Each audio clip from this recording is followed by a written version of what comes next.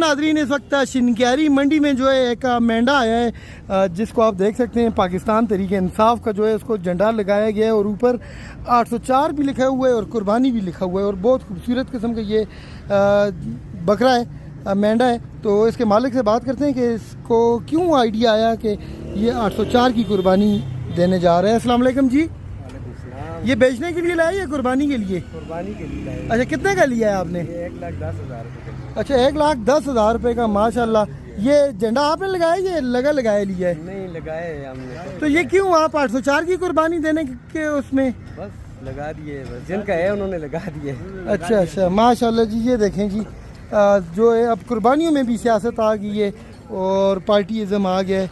ये देखें कुर्बानी 804 और बहुत खूबसूरत जानवर है। छोटा सा मेंढा है, बड़े बड़े सींगों वाला। ये देखें जी।